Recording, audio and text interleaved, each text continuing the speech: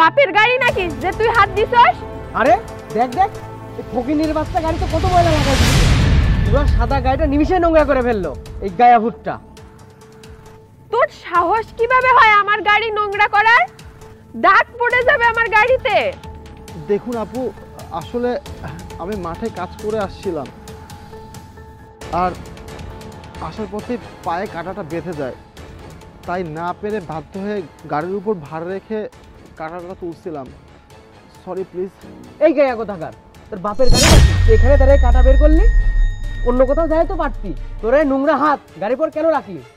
এই তুই জানিস এই গাড়ির দাম কত? পুরো 15 লাখ টাকা। তোর বাপেরও সাধ্য নেই এমন গাড়ি কেনার।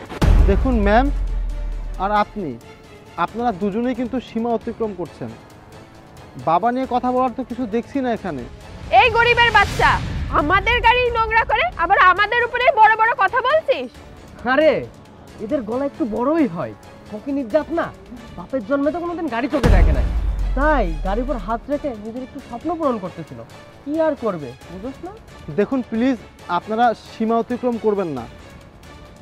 আসলে আমি গাড়িতে ভুলবশত হাত রেখে ফেলেছি, তার জন্য আপনাদের কাছে সরি বলছি। তাতেও যখন হচ্ছে না, আমি নিজেই গাড়িটা পরিষ্কার করে দিচ্ছি। এই এই গাড়িতে এভাবে হাত দিস না। এভাবে পরিষ্কার করতে গেলে পানি ছাড়া স্ক্র্যাচ পড়ে যাবে। নিয়ম কানুন জানিস? জানবে কিভাবে?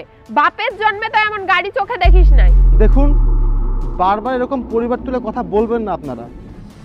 আচ্ছা, আপনার এই ময়লা পরিষ্কার করতে কত টাকা লাগবে? আমি দিব।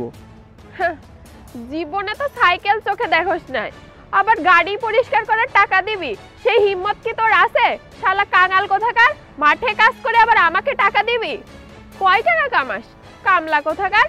ফালতু সময় নষ্ট করিস না তো এসব চাষা ভুষাদের সাথে কথা বলে। চ, পার্টিতে দেরি হয়ে যাচ্ছে। ঠিকই বলেছিস, আমাদের পার্টির দেরি হয়ে যাচ্ছে, চল। এই যে ম্যাম, শুনুন, আপনার পিছনে যে গাড়িটাতে এতক্ষণ আপনারা ছবি তুলছিলেন, সেই গাড়িটা আমার।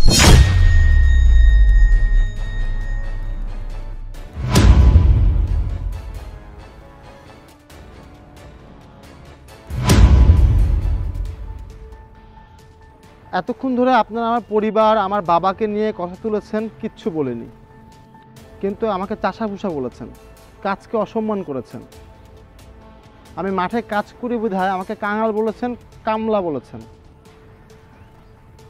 আসলে আপনারা এখন যে জমিটার উপর দাঁড়িয়ে আছেন, এই জমিটা সহ পুরো এরিয়াটাই আমার নিজের সম্পত্তি।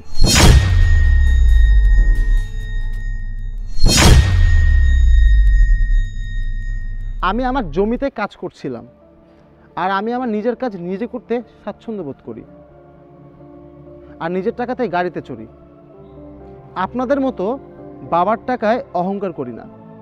যে মাটিকে আপনি ঘৃণা করছেন, সেই মাটিরই কিন্তু আমরা তৈরি। আর এত অহংকার দেমাগ কোথায় যাবে বলুন তো? আর আমাদের শেষ ঠিকানা কিন্তু এই মাটির বুকেই।